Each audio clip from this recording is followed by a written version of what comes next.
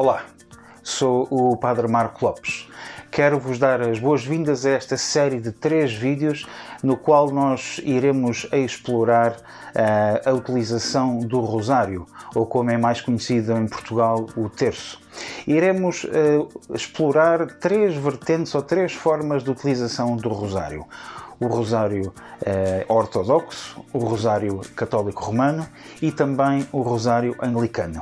Iremos conhecer mais sobre a história destas 3 formas de nos dirigirmos a Deus e iremos também, de forma muito prática, aprender como utilizá-los. Será um guia muito simples e muito prático para que cada um de nós se possa aproximar de Deus com mais confiança e ganhar mais intimidade com Ele. Venham daí e juntem-se a mim.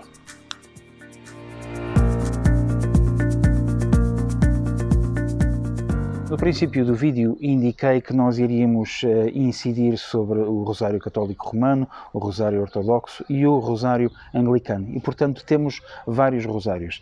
E mesmo quando nós dizemos rosário católico romano, de que rosário nós estamos a falar? Porque existem vários, mas se calhar estamos a falar daquele que tem uma maior devoção, uma maior prática entre os cristãos, que é também designado como o rosário dominicano, em honra de São Domingos, fundador da Ordem de São Domingos, dos dominicanos. E foram precisamente os dominicanos que tiveram uma grande influência na divulgação desta devoção. Facto curioso é que até 1984 os sacerdotes dominicanos tinham o exclusivo da bênção dos rosários. Graças a Deus, hoje em dia qualquer sacerdote pode abençoar um rosário para o uso dos fiéis. Em Portugal, nós temos a tradição de chamar ao rosário católico romano, chamar-lhe terço. Terço porquê? Terço porque precisamente estamos a falar de um terço de uma devoção que tinha 150 Ave-Marias. Terço de 150, portanto, tornam-se 50 Ave-Marias. 50. Porquê 150 Ave-Marias e depois 50 Ave-Marias agora? 150 Ave-Marias vieram como que substituir a recitação dos 150 salmos da Bíblia.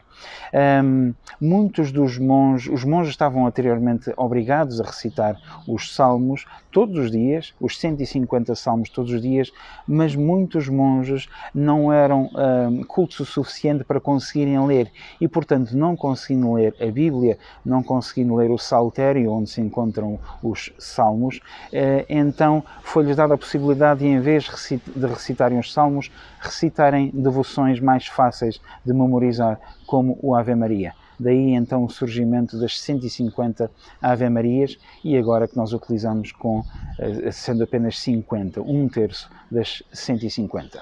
O rosário não surgiu de uma forma definitiva e rápida como nós temos agora. Foram vários séculos que presidiram à formação desta devoção. Primeiro do que tudo, nós temos que ter em conta que o rosário tem uma base bíblica e, portanto, encontramos o Pai Nosso e a Ave Maria na própria Bíblia. Séculos mais tarde, no concílio em 431, é definido o dogma da Virgem Maria como sendo a Mãe de Deus encarnado. É designada em grego como Theotokos, a portadora ou a paridora de Deus.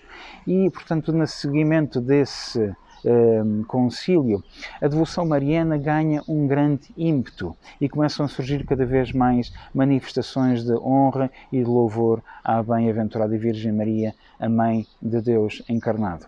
Uns séculos mais tarde, no século VII, nós vemos o primeiro registro da segunda parte do Ave Maria no Egito. Vários séculos depois, no século XVII, o Glória e o Credo dos Apóstolos são incluídos nesta devoção. O uso do rosário surge sempre associado a momentos de crise. Crise na Igreja, crise no mundo, crise social. E, portanto, nestes momentos de crise, a Igreja como que pede aos fiéis que se envolvam cada vez mais na oração, por forma a que as crises sejam vencidas. Vemos que, na sequência da Reforma Protestante iniciada em 1517 por Martinho Lutero, quando ele fixou as 95 teses na porta da Igreja de Wittenberg, que um pouco depois, estando a Igreja dividida, o Papa Leão X pede em 1520 que os cristãos comecem a orar o rosário e autoriza a utilização do rosário de forma oficial. O momento de crise para a Igreja e para a Europa ocorreu também em 1571, quando se deu a Batalha de Lepanto. Havia realmente o receio de que a Europa pudesse ser invadida pelos turcos e haver como que um domínio muçulmano na Europa. E nessa batalha em 1571 as tropas cristãs venceram e derrotaram as tropas turcas e considera-se que a grande razão de ser para essa vitória foi o facto de que as tropas cristãs recitaram o terço antes da batalha. Na sequência dessa batalha, um ano depois, o Papa Pio V institui a festa da Nossa Senhora da Vitória, em honra precisamente da Virgem Maria por ter concedido esta vitória às tropas cristãs. E essa festa passou a ser celebrada no dia 7 de outubro. Anos mais tarde, em 1573, o Papa Gregório XIII muda o nome desta celebração e passa-lhe a chamar a Festa de Nossa Senhora do Rosário. 400 anos mais tarde, em 1917, no dia 13 de maio, há uma senhora que aparece a 3 pastorinhos em Fátima e essa senhora identifica-se como a Nossa Senhora do Rosário e pede-lhes que eles orem todos os dias utilizando o Rosário para que se alcance a paz no mundo. Lembrar que em 1917 o mundo estava a sofrer com a chamada Primeira Guerra Mundial, a Primeira Grande Guerra. E é precisamente a partir desta aparição da Virgem Maria aos pastorinhos, em 1917, que se começa a adicionar a chamada Oração de Fátima no terço católico romano. Mais tarde, em 2002, o Papa João Paulo II adiciona aos 3 tipos de mistérios já existentes, adiciona um 4º tipo de mistérios, os mistérios luminosos.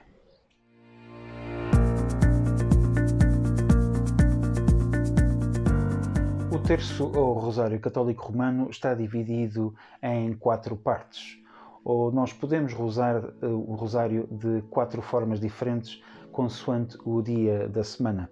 Temos os mistérios gozosos, os mistérios gloriosos, os mistérios dolorosos e os mistérios luminosos.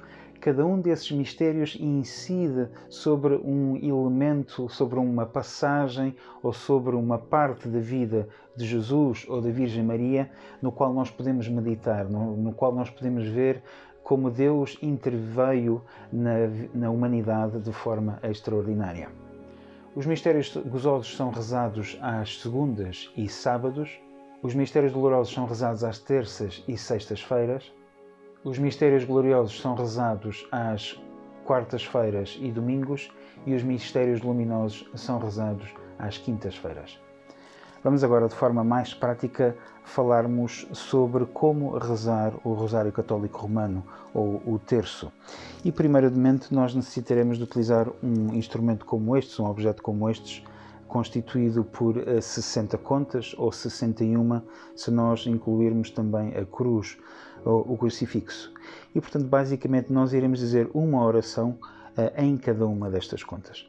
A primeira parte do rosário, portanto, inclui então a cruz e outras 5 contas. E na cruz nós fazemos o sinal da cruz, depois recitamos o Credo dos Apóstolos, segue-se um Pai Nosso, 3 Ave-Marias e depois o Glória. E porquê 3 Ave-Marias? Nessas 3 Ave-Marias nós lembramos as 3 virtudes teologais, fé, esperança e caridade.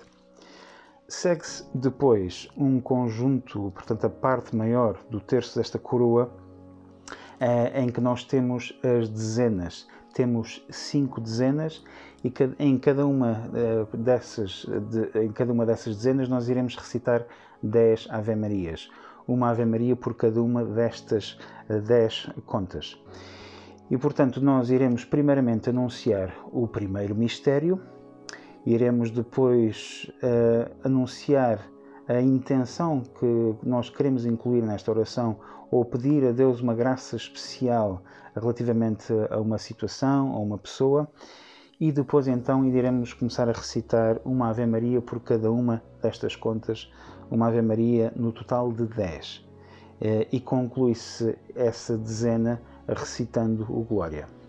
segue-se a dezena seguinte, voltamos a anunciar o mistério, o segundo mistério, apresentamos a nossa intenção, recitamos uma Ave Maria por cada uma destas contas, estas 10 contas, e temos depois o Glória. E assim adiante até concluirmos os 5 mistérios ou tivermos recitado as 50 Ave Marias e os 5 Glórias. E depois o terço conclui-se com a recitação do Salve Rainha.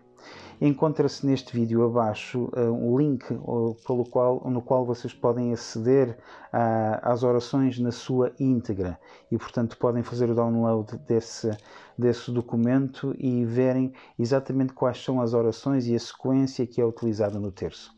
Também, se me quiserem acompanhar na recitação do Rosário, encontra-se também neste canto superior direito, portanto, um link para outros vídeos nos quais eu rezo de forma seguida e integral cada um dos mistérios, consoante sejam eles mistérios gozosos, gloriosos, luminosos ou dolorosos, consoante o dia da semana. Muito obrigado por terem acompanhado. Deus vos abençoe.